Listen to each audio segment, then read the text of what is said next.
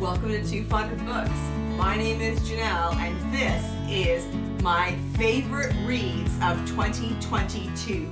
I already did a video where I gave my 2022 year-end book awards, which was really fun. I'm going to link it in the cards if you haven't had a chance to see it. That was really fun. But I thought it would also be fun if I shared my 5-star reads from 2022. And what I did was I've got them categorized by the type of book that they are, but I'm going to start with my honorable mentions. I have 5 honorable mentions, books that I gave 4.5 stars to. They were really close to 5-star reads, but just not quite. And so my 5 honorable mentions are Death of Jezebel by Christianna Brand. This was a vintage mystery from the early 50s, and I really, really did enjoy this. The only reason it wasn't quite a 5-star read to me is because it's just slightly, the tone of it is just slightly cynical. And I think that's just that's just Christianna Brand. But I really did enjoy that mystery. I thought the mystery was very, very clever. Next up is 50/50 by Steve Cavanagh. This is from his Eddie Flynn series. And I love the Eddie Flynn books. And this one, if I had not guessed who the killer was very early on, I think I may have given it 5 stars, but I guessed it very early. And sometimes that doesn't bother me, but in this case, it just slightly diminished my enjoyment of the book, but I did really enjoy that one. The Case is Closed by Patricia Wentworth. I just recently read this. It's a Miss Silver mystery, and I really enjoyed it. It was very, very entertaining. And then my last honorable mention is The Matters at Mansfield, or The Crawford Affair by Carrie Bebris. This is from her Mr. and Mrs. Darcy mystery series.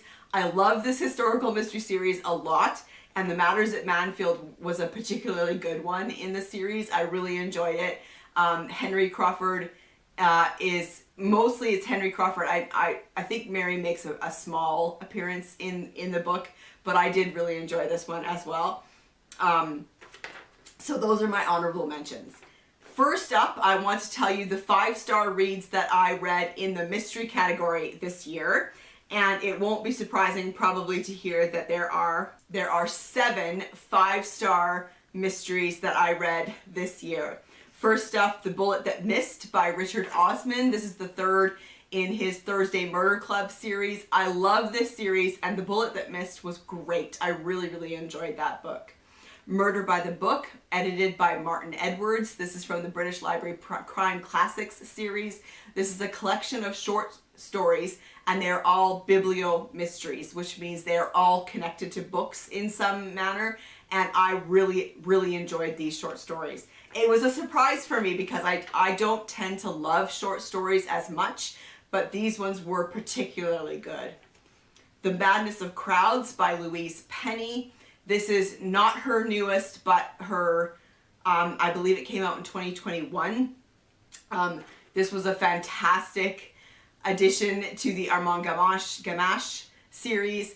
Yeah, I just thought that it was particularly good.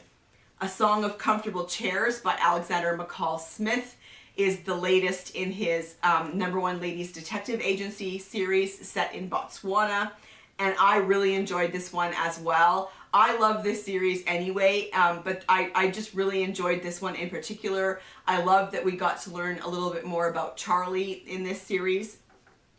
Something to Hide by Elizabeth George. This is the latest in her Inspector Lynley series, and this book was huge. It was like 900 pages, but it was so good, and there was some great character development, but the plot of this one really was what caught my attention and kept it throughout. It was a very engaging plot. London Bridge is Falling Down by Christopher Fowler. I have the sneaking suspicion that it's the last one in his Peculiar Crimes Unit series, and if so, that is so sad because I love this series so much. But if it is the end, then it is a great way to end the series. A really, really good book. And then last but not least is The Marlow Murder Club by Robert Thorogood.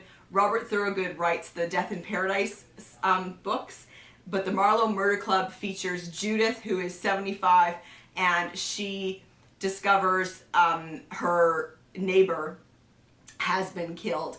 And then the vicar's wife and a local dog walker, the three of them team up and become the Marlow Murder Club and investigate, and I really enjoyed that mystery as well. Okay, next up are my 5-star reads in my historical fiction. This one I am including historical mysteries as well as just straight historical fiction. So my favorite historical reads of the year, and there were 8 in this one. I am going to start with my favorite historical fiction, and there were 2 Susanna Kearsleys that I read that I gave 5 stars to this year. First up, The Shadowy Horses. I loved that one. It was set in Scotland, and it had connection to archaeology, which is, I'm sure, one of the main reasons why I liked it so much. And then the next one is The Vanished Days, also set in Scotland. Often with Susanna Kearsley, you get kind of sort of like a dual timeline or time slips. She plays around with time in her stories. And in The Vanished Days, it's all historical, but within that there are 2 different historical timelines, and I really, really did enjoy The Vanished Days. Next up is The Winter Ghosts by Kate Mosse. This was the first Kate Mosse that I ever read, and I really enjoyed it. It was set in France in just following the First World War, and I just thought it was very beautifully written, and I definitely want to read more from her. The Pillars of the Earth by Ken Follett. Wow, that was a revelation. I loved that book. It was such a journey. It was a huge book, and it took a huge cast of characters, but phenomenal, a really enjoyable read. And then The Diamond Eye by Kate Quinn. This one was an eye-opener as well, because it's historical fiction based on a real person, and I found it fascinating.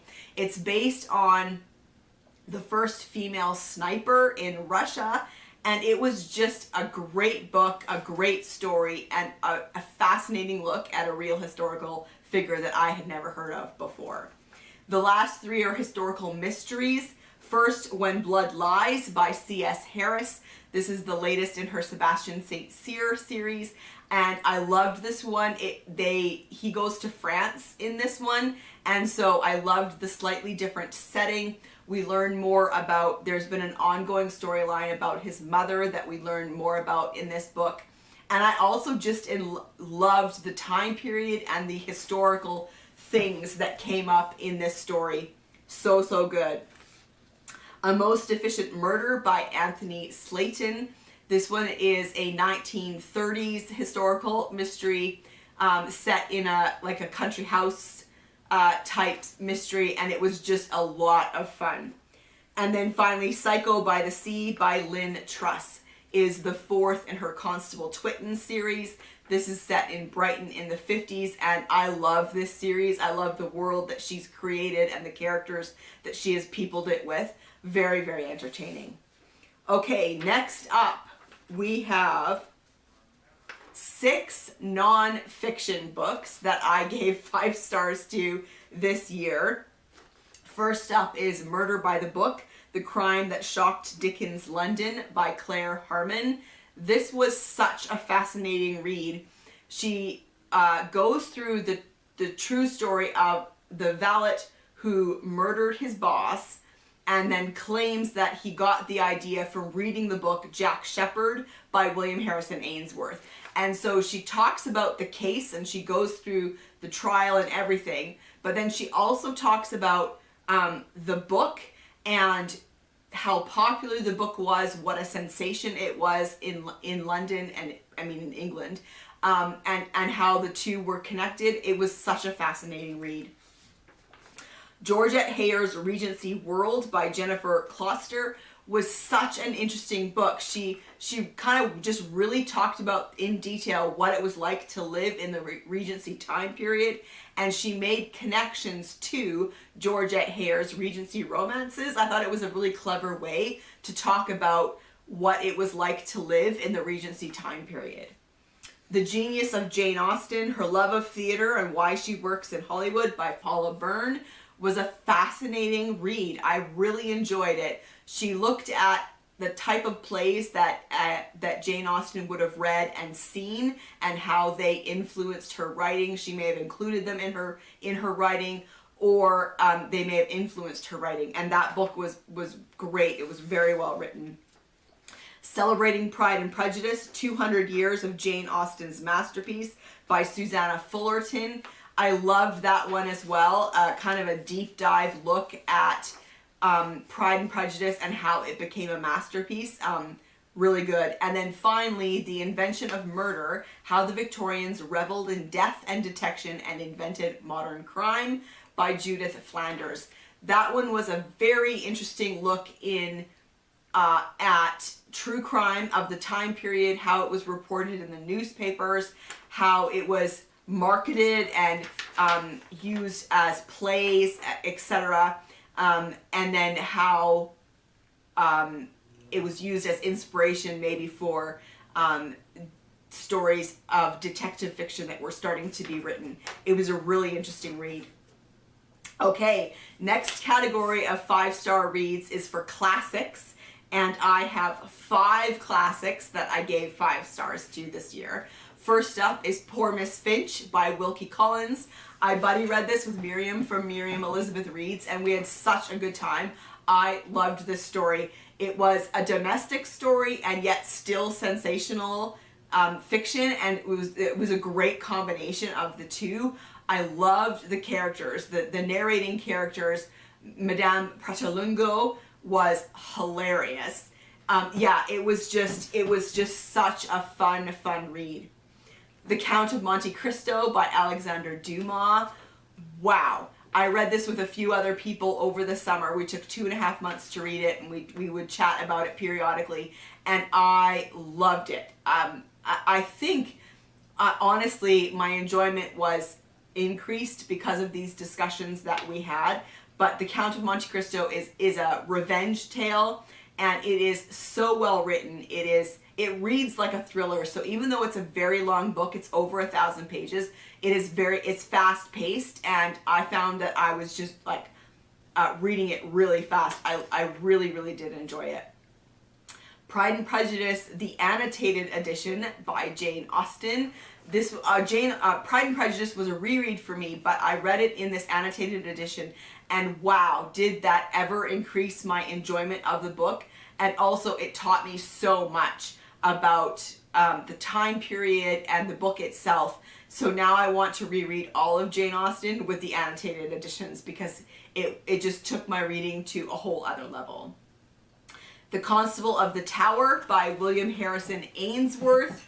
I really enjoyed this one. It starts with the death of Henry VIII, and then talks about the early years of his son's reign, of Edward's reign.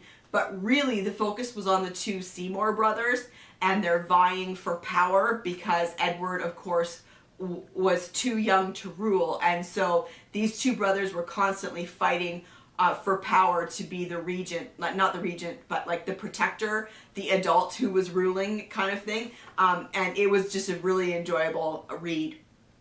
And then finally, Can You Forgive Her by Anthony Trollope. This is the first in the Palliser series, and I really enjoyed this one as well. I really love Anthony Trollope. I've only read, I think, 4 of his books, but that's enough for me to know that that he is a favorite Victorian writer for me, and I definitely want to read basically everything that he's written.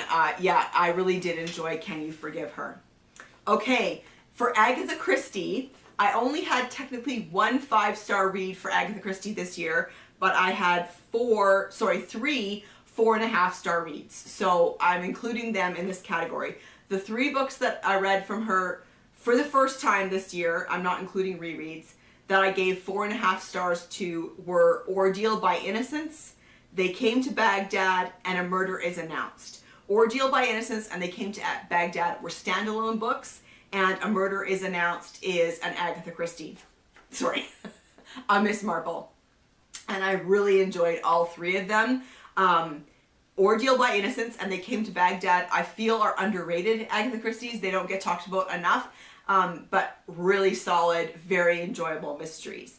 The 5-star read was Sleeping Murder, which is the last Miss Marple, and it is such a good one. Probably because she wrote it during the Second World War and then put it aside to be published after her death. So she wrote it at her prime, and you can tell it is such a good Miss Marple. Okay, and then I have 2 books that I had to put into the other category because I didn't really know how to categorize them, but they are both similar in that they were both choose your own adventure style books that I discovered this year, and I am loving reading them. I read them over and over again to get different results, and it's just so much fun. The first one is Lost in Austin by Emma Campbell Webster. What's great is if you are familiar with Jane Austen, you can try and read for a certain story. So even though as you're reading it, you're Elizabeth Bennet, you can try and get like the Pride and Prejudice story, but the other characters from other books come in there as well. So you can try and get on the Persuasion angle, or Mansfield Park, or Sense and Sensibility. And so it's just fun to read different ways and see what happens. There's a lot of humor in them when you make a choice, and sometimes if it's not a great choice, I love how she describes kind of the result of that choice. It's just a lot of fun.